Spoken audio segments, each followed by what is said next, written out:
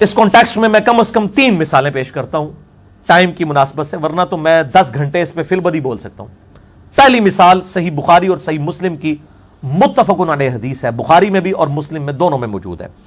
بخاری میں international number ہے 1563، مسلم میں 2964۔ امام زین العابدین المتوفا 95 ہجری، جو سیدنا حسین علیہ السلام کے بیٹے ہیں، امام سجاد رضی اللہ تعالیٰ عنہ علیہ السلام،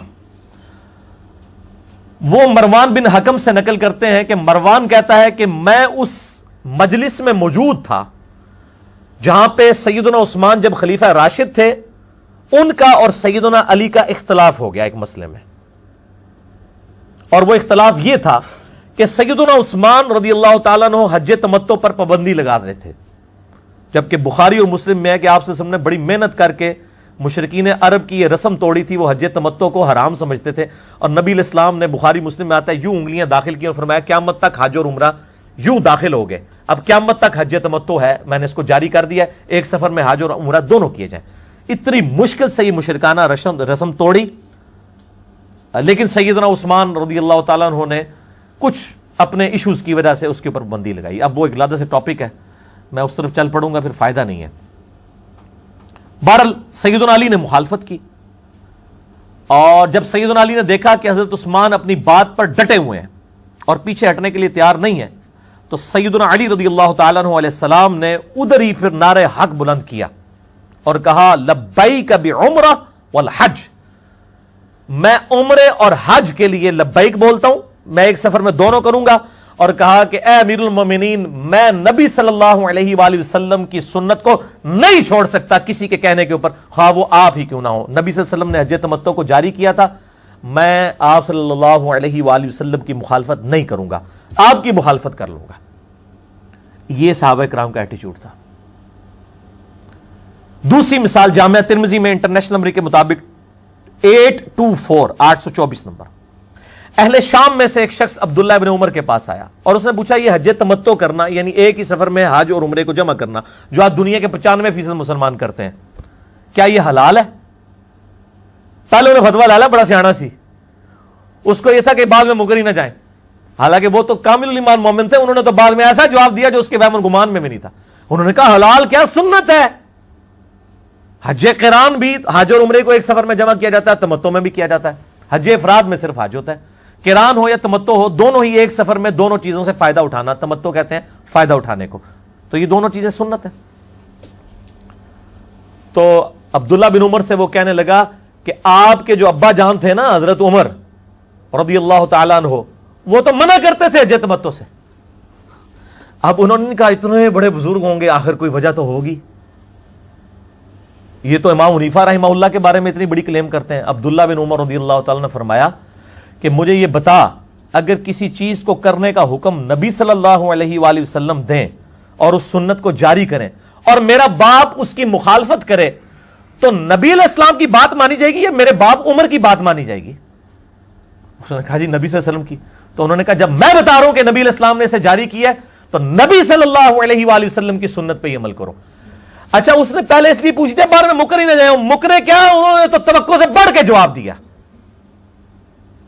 انہوں نے کہا میرے باپ کی نہیں مانی جائے گی۔ انہوں نے نہیں کہا آپ نے اپنے باپ کی گستاخی کر دی ہے جس نے رومن اور پرشین امپائر گرائی تھی، وہ نبی علیہ السلام کا فرمان ہے جامعہ ترمذی میں، میرے بعد اگر کوئی نبی ہوتا تو عمر ہوتا۔ اتنے بڑے شخص کو آپ چیلنج کر رہے ہیں۔ ان کا چیلنج کیا ہے؟ بیسیکلی نبی علیہ السلام کے مقابلے میں جب کوئی بڑے سے بڑا شخص بھی آ جائے گا، اس کی کیا اوقات رہ جاتی ہے پھر نبی کے مقابلے پہ؟ ہم نہیں اس سے مقابلہ کر رہے ہوتے، جب نبی کے مقابلے پہ کوئی بھی شخص آئے گا تو ظاہر ہے وہ تو پھر مقابلہ میں زمین و آسمان کا فرق ہے میرے بھائی۔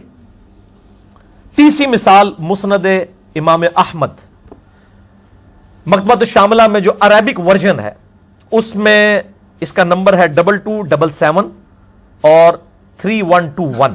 سیدنا ابن عباس رضی اللہ تعالی عنہ علیہ السلام کا مکالمہ ہوا عروہ بن زبیر تابعی کے ساتھ حج تمتع کے مسئلے میں، چونکہ حضرت عمر نے پہلے پابندی لگائی، اس کے بعد عثمان نے لگائی، یہ تو دعائیں دیں حضرت علی کو کہ انہوں نے ایسا حج تمتع کو اپنے دور خلافت میں بحال کرایا کہ پھر بعد میں کسی کی جرت نہیں ہوئی پابندی لگانے کی، قیامت تک کے لیے یہ معاملہ ختم ہو گیا۔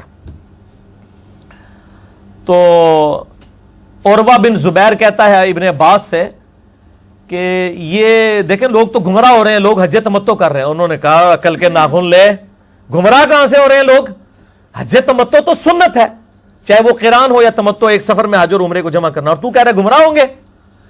تو اس نے آگے سے کہا کہ وہ تو حضرت عمر تو منع کرتے تھے حج تمتع سے.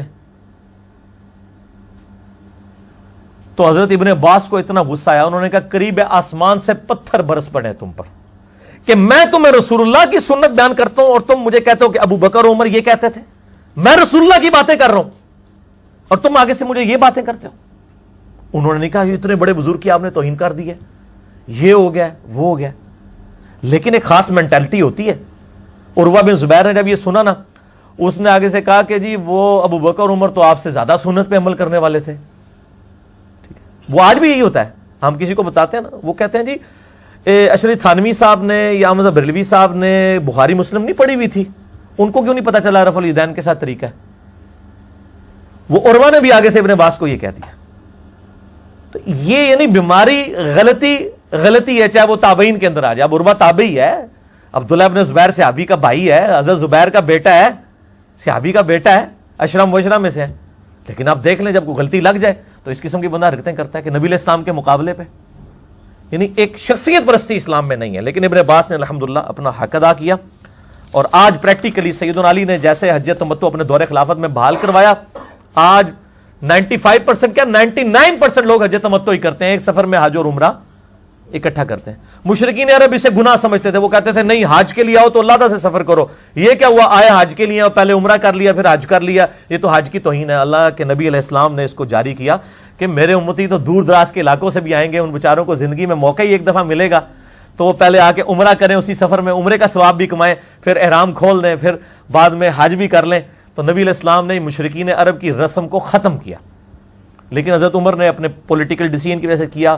آپ مسلم شریف پڑھ کے دیکھ لیں کتنے سخت صحابہ کرام کے کامنٹس ہیں حضرت عمر کے بارے میں اس معاملے میں. لیکن ظاہر ہے ان کی وجہ سے وہ دب گئے, کچھ کہہ نہیں سکے. پھر حضرت عثمان نے بھی یہ کیا, حضرت علی بھی بولتے رہے, عبداللہ بن عمر خود حضرت عمر کے ڈیسیژن کے خلاف بولے. پھر جب حضرت علی کا دور خلافت آیا تو جہاں کئی اور بدعتیں جو جاری ہو چکی تھیں آل امیہ کے گورنروں کی وجہ سے, وہ سیدنا علی نے وہ ساری ختم کی. ان میں سے ایک یہ بھی بدعت ختم کی کہ حج تمتع پر جو پابندی تھی وہ اٹھا لی, اور آج تک امت الحمدللہ حج تمتع کرتی ہے, اور امت کے اجماع نے قبول کر لیا. آپ حدیث کی ساری کتابیں اٹھا کے دیکھیں, امام ترمذی کو خصوصاً انہوں نے تو باقاعدہ یعنی اس کے اوپر بڑے کھل ڈل کے کمنٹس لکھے ہیں اس حوالے سے کہ حج تمتع الحمدللہ بحال ہو گیا.